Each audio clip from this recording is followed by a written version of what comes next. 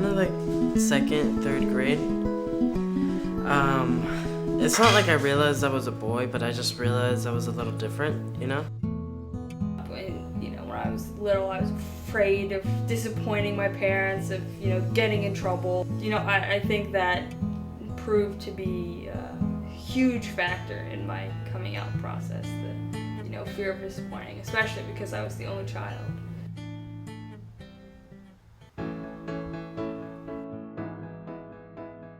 Each person reacts differently. For me, it remains probably the worst thing that has ever happened to me. And I say that because she went from 10 to age 14 or 15, I guess, knowing and not being able to confide. And so in my world, that meant she was alone all those years.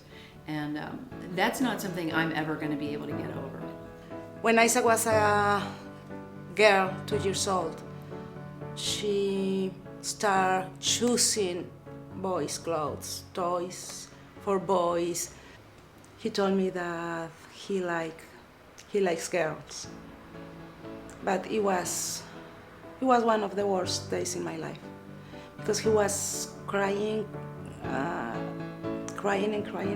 and he says, I'm not talking about this, never again. The other thing that was a huge concern, I know for Gary also, was the safety issue. And that as a parent, we all know it's the number one issue for your kids.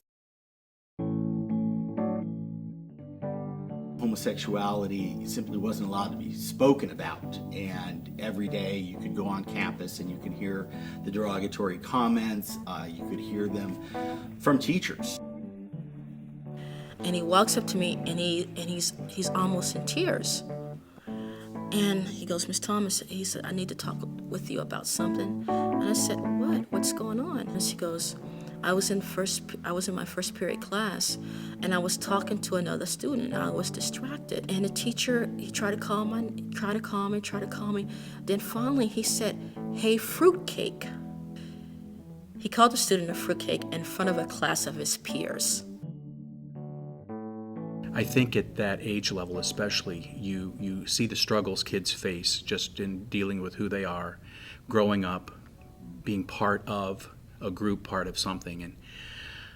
And I think that probably sensitized me to, the needs that all kids have to feel that they belong, that they're respected, that they're valued, that there's a place for them.